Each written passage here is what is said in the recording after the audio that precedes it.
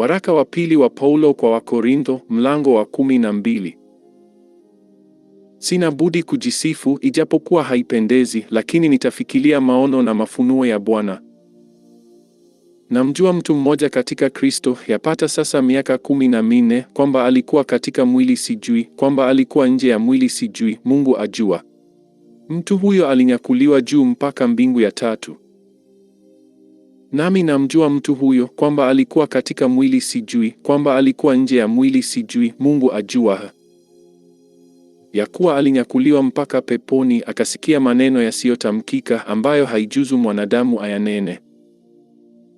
Kwa habari za mtu kama huyo nitajisifu, lakini kwa ajili ya nafsi yangu sitajisifu, isipokuwa katika habari ya udhaifu wangu.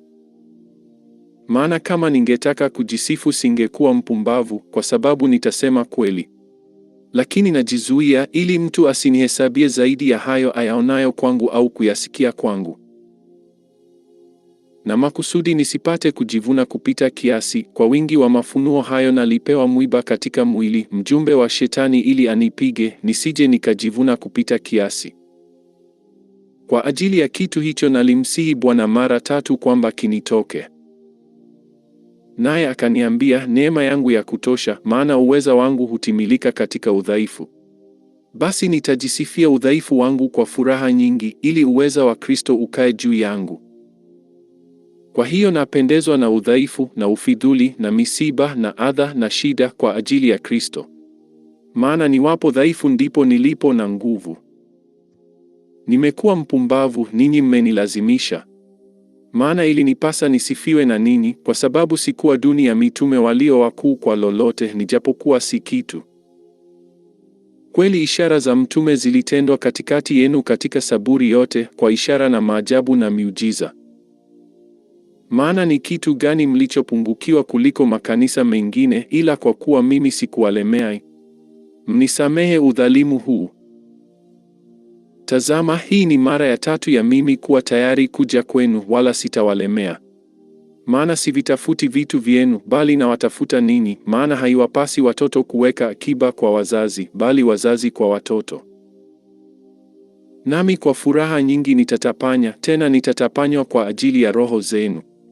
Je, kadiri nizidivyo kuwapenda sana, ninapungukiwa kupendwa? Lakini na iwe hivyo, mimi sikuwalemea, bali kwa kuwa mwerevu naliwapata kwa hila. Je, mtu yeyote niliyemtuma kwenu, kwa mtu huyo naliwatoza kitu? Nalimwonya Tito, nikamtuma ndugu yule pamoja naye. Je, Tito aliwatoza kitu? Je, hatukuenenda kwa roho yeye yule na katika nyayo zile zile? Mwadhani hata sasa ya kuwa najidhuru kwenu? Mbele za Mungu twanena katika Kristo. Na hayo yote, wapenzi, ni kwa ajili ya kuwajenga ninyi.